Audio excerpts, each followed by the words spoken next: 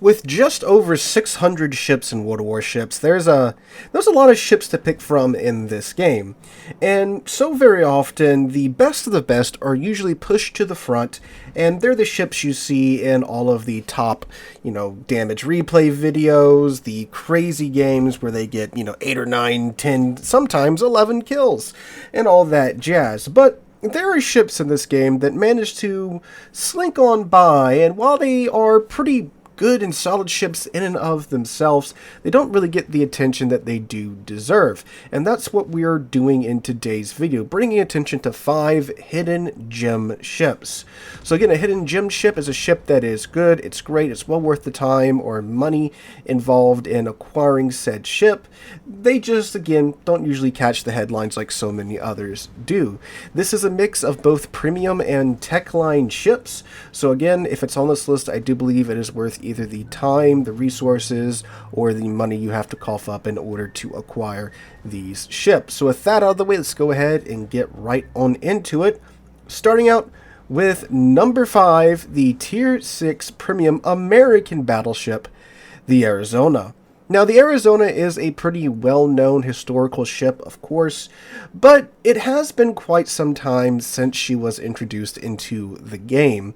And if you are from way back in the day, there's actually a little bit of a controversy about her being released because, well, it's the Arizona, and of course, many a sailor did die on the real-life Arizona during the Pearl Harbor attacks, but I think it's cool that, you get to play the ship in-game, you get to interact with history this way. Not everyone can afford to go to Pearl Harbor to the Arizona Memorial, but you get to, interact with history, and it increases an interest in the subject, in my opinion.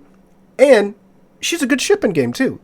She is what you will most commonly hear me call the Arizona is the California, but at Tier 6. Because it's literally the exact same setup.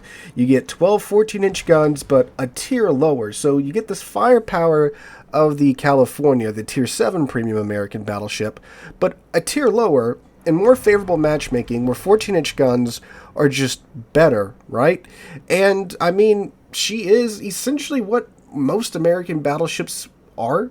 Great at mid-range, fairly tanky. This is still in the phase where all American battleships are limited to a 20-knot top speed, but again, the Arizona is a super dreadnought, right? So it is correct for her. And that's a lot more comfortable of a speed to be dealing with at Tier 6 rather than what the California has to deal with at Tier 7. Now, Tier 6 games, of course, with the way the game has developed since the original introduction of the Arizona, of course, you have many more CVs, you have submarines now, and Tier 6 is where these lines do start at, so they are pretty common at this tier. And the Arizona, like many other Tier 6 battleships, has had a bit of a rough go at it, but it hasn't really affected her any more than it has affected the other Tier 6 ships. But 12 14-inch guns at Tier 6, that's a lot of firepower to be bringing. This is a tier where most cruisers are made out of explodium, and with the 12 14-inch guns, you can make plenty of cruisers explode in a moment's notice. And of course, too, with the battleships you'll be going up against, 12 14-inch guns, that's quite a punch to have, and you'll be doing pretty fine for the most part with the Arizona. Again, the things she has to deal with today that do make her a little bit of a chore to play sometimes are, of course, if you are the ship that gets picked on by the submarine, and you can get the double CV games and all that jazz. So again, that's not really anything the Arizona is uniquely challenged in having to deal with. Every other Tier 6 battleship has to deal with this too. But again, the guns are what's up with the Arizona. It's a lovely set of guns to have at Tier 6. And again, it's a cool historical ship. And plus, she is a Tier 6 premium ship, so in comparison to like Tier 8 premium costs, a far cry from that. And with the amount of American ships in the game too, a great ship to train American commanders on, because you can move them to one of any of the American ships. I think the American tree is the largest in game at the moment. I mean, you have 3 battleship lines in the American tree, which is just ridiculous. Maybe 4 here in the future. But anyway, moving on down now to number 4. We have the Tier 8 tech line Soviet cruiser, the Chapy. The Chapy is a cruiser that is, well, it's where the Soviet cruisers really start to get good, in my opinion. You're starting to move away from, well, you're starting to move away from the point at which most of them just explode when you look at them, because the Chappy is just comfortable, I find, to play. You have the Soviet guns with the Soviet shell ballistics, so you can easily sit in the back like so many Soviet light cruisers do and just burn the world down from there. The 152mm guns, again with the Soviet shell ballistics, makes it incredibly easy to farm out ships at range, and you have enough armor not to, of course, bounce battleship caliber guns. But when you're having to deal with other cruisers, and there's so many large cruisers in the game now, you, of course, if you angle enough, can bounce these cruiser shells, even some smaller battleship guns. If you're seeing tier 8 ships, obviously you're seeing tier 10 ships with like the Bungos and the Yammies. Obviously you're just going to have a bad day either way, right? But you start to get that side armor that the Soviet light cruisers enjoy, like what you see on the Nevsky, where if you stay angled, if the ships manage to hit you on your side plating at range, they're just going to bounce right off of it and you're going to laugh and sail away. Plus the ship does get hydroacoustic search and the 12-kilometer Soviet radar. So it's, again, where the Soviet line starts to get pretty good with the light cruisers. And if you do need a ship to go to flank and annoy the enemy team, if you know how to angle the Chappy, which you just stay basically steeply angled to where you can barely get your front guns on the target, farm the world down, and when the ships slip up and then show you your side, you swap it over to your AP. You have the lovely Soviet bias AP, again with a good shell physics and such, where you can basically chew them down pretty good at range with the AP. Like, you'll be chunking battleships if you hit them in the extremities, like the bow or the stern or the superstructure. You'll be chunking them for like 3,000 a salvo with the Chappy guns, because again, Soviet bias AP, it's great, right? So even if other cruisers show you their side, you can load that AP, and again, that Soviet AP, even on the 152mm guns, smaller caliber guns, that's still nothing to mess around with, right? You can chunk them down fantastically quick with this AP. So again, it's where the Soviet line starts to get comfortable. I feel like it's often overlooked. Am I saying it's the tankiest cruiser in the world? No, but it really trains you pretty well for what's to come with the Nevsky if you do opt to go down that line. But anyway, going down to number 3. We have the Tier 6 French battleship, the Dunkerque.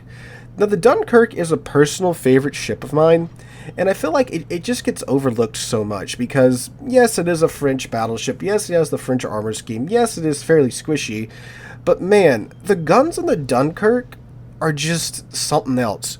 When they do connect, don't get me wrong, the Dunkerque guns aren't overly accurate. Again, we are still talking about a Tier 6 battleship here, but with the high velocity of the guns, they hit so much harder than you would imagine a gun of their caliber to hit, and that will cause other ships to just, I guess, underestimate the punching power of the Dunkerque.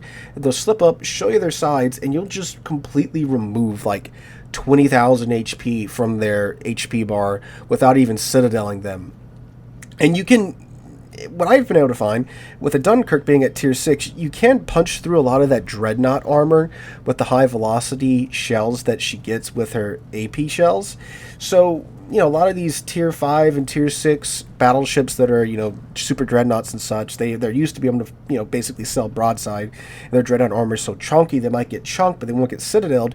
You'll roll up with the Dunkerque, and you'll citadel them, and they'll, have a terrible day, and then they realize, oh crap, I can't actually, sit here and sell broadside in my New York for the entire game, right? And the Dunkerque is also very fast and maneuverable, which is unlike most other Tier 6 battleships. I mean, we have some battlecruiser branches now, but, for the most part, still, a lot of Tier 6 battleships are pretty slow and unwieldy. But anyway, she's pretty maneuverable, too, so you can, zip around from one side of the map to the other side of the map with no problem at Tier 6 with the Dunkerque. And if you play her more like a large cruiser, like a Siegfried and a Gear, or, whatever large cruiser you want to insert in here, she's pretty darn good, in my opinion. And again, I just really like this ship, and I feel like she doesn't really get the credit that she's due. Don't get me wrong, the Strasbourg, the Tier 7 version is terrible. Don't ever pick that one up. This is the one to pick up. Tier 6 matchmaking is much better, and it's where the Dunkerque-esque ships do belong. So, again, if you ever see her, she's one of the older premiums too. So, she is not that expensive in comparison to other tier 6 premiums. French Navy, we have so many French ships in the game now compared to when the Dunkerque was first introduced into the game. So again, you could easily use this as a commander trainer if you can't afford, a higher tier French premium ship, or if you do pick her up in like a container or something. Definitely a lovely little ship here. The guns can be trollish, don't get me wrong. She's best played from like medium-ish range. You aren't going to be really hitting too many things at longer range thanks to the dispersion, but again, it's a tier 6 battleship. Alright, going down to number 2. We have the Tier 10 Techline Spanish cruiser, the Castilla. I really don't know why the Castilla is not more popular. And she was even in, I think, a top 5 video like a month or two ago when I said the same thing, because this is a great heavy cruiser in my opinion. She's more AP focused thanks to her autoloader. If you don't know, as you can see on screen, you can click the F button with the Castilla and you can get the autoloading mode turned on, where you can get 2 quick salvos with your main battery guns. And unlike a lot of other super ships and premium ships that have this mechanic, the reload time isn't really that long by comparison, so it's a much more usable autoloader here on the Castilla with larger caliber guns, larger caliber cruiser guns, right? So when a cruiser pulls out broadside to you, or even a battleship broadside, hit F, pump 2 rounds, 2 salvos into their upper belt armor, and you've probably done cleaved, if it's a battleship, like 10, 14k off of their HP. If it's a cruiser, you might have just deleted them out of the water.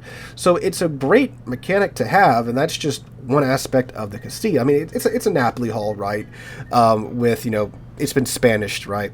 With German secondaries that aren't really worth building into because it doesn't get the improved HE penetration. Still get torpedoes, fairly maneuverable, and a fairly tanky hull all around because, again, it is a Napoli hull.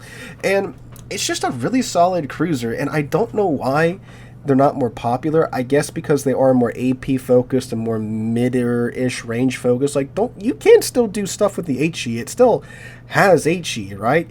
You can do the cruiser thing and, load HE all game and set fires and farm down battleships, and it'll do that just fine. And you can even use the autoloader to your advantage when dealing HE out to your battleship targets because, oh, look, he just popped his damage con. I'm going to wait 15 seconds, get the autoloader ready, and now I'm going to get, 2 salvos of HE on him, and that's probably going to start another fire or 2, and now he's stuck with those 1 or 2 fires that you set on him because, well, you got those quick follow-up shots with your autoloader. So, yeah, it's a really solid ship. I don't know why it's more popular. I wish it was, because it's a fun ship, and it's, again, a more mid-range ship, but I guess because it's a more mid-rangey ship, it's not a super meta ship, and it's not broken, I guess that's why it's not played as much. So, yeah, but definitely, if, you need a new cruiser line to go up, you like AP, and you like more mid-ish range cruisers, Castilla is definitely the way to go, in my humble opinion. And now, our number 1 slot is a ship that, after years of neglect from Wargaming, she finally got some love this update, and my god, it has completely changed her. And that is the Tier 8 Techline British battleship, the Monarch. Long have we waited for a Monarch buff, and finally, Wargaming, in their infinite compassion, has given us a buff to the Monarch, and that she now has... It's not quite a super heal, but it's actually by Tier 8 standards, it's a pretty solid heal. She now has an improved heal, like what you'll find on the Lion. Not as good as the Conqueror's heal, but you can reprint most of your HP with a single click of the button now, and it has completely changed the Monarch. The Monarch is a ship that, like I said, she's going to have to fight to rebuild her reputation. She was not overly popular because, well, it's the King George V hull at Tier 8 with 32mm armor, and you get 9... It's the original the original King George V bind. This is what King George V was supposed to be when the class was designed, but they couldn't build the 15-inch guns in time, so they went with the 14-inch guns that they had, and this is what was going to happen, but again, King George V is what we got. this is a really fun ship now, because now you have your 9 15-inch guns with a good reload time. The accuracy still isn't great like, the rest of the British battleship line, but with the great reload time on the guns, you can sling HE at your enemies and you'll be setting plenty of fires. The HE is, yes, on paper worse than the King George V's HE, but you get a faster reload time with 9 15-inch guns, which means you can still use the AP. And since this is a tier 8 ship, if you do get lucky and get to be mid or top tier, there are instances where you can use your 15-inch AP to overmatch your lower tier battleships that you'll be going up against, which is great, right? And again, couple that with the good reload time on the guns. Yeah, but the problem was, of course, the accuracy wasn't that great, and with the low HP of the Monarch and the standard hill you used to have, you couldn't really be too aggressive with it, so you were stuck just farming HE from a distance with inaccurate guns and, again, a lackluster amount of HP, and if you did get hit, you were not going to have a great time because, again, you had a standard heal. But now you can afford to be a little bit more aggressive, well, a lot more aggressive with how good this heal is. You can get in there, you can get into the action, you can use your AP, and it's just such a great little ship now. Of course, it's still going to get farmed down by HE because it still has 32 millimeters of armor everywhere. And of course, when the hill's running, it's great. But when the hill's not running, you can get melted fast. So you can't exactly, smack W and go for it, just like, again, with Conqueror and all that jazz too. But you can afford to, be more aggressive. You can withdraw using your good concealment and print back most of your HP and then go in for more. So it's a fun ship now. It's so much better than it used to be. And I'm going to, just be spreading the good word of the Monarch out from this point onward, unless they unfortunately nerf her again. Who knows? Maybe they'll be super kind and give her a buff to her accuracy. I think that would be incredible, but probably not going to happen. But she's in a really good state right now, and I recommend you guys check her out. If you have her in port, or if you've researched her already on your way to the Conqueror, take her out for a spin, try out for yourself, and let me know what you think in the comments down below. Hope you guys have a wonderful Monday. If you did enjoy this video, make sure to drop a like, leave a comment, subscribe to the channel. We're on our way to 60,000 subscribers. We are getting pretty close to that goal. We are 3,800 away from that. And we will be doing a giveaway just like we do with all of our milestone subscriber thresholds that we do preach. So make sure you stick around for that. Hope you guys have a wonderful Monday and a wonderful rest of your week. And I hope to catch you guys in the next one.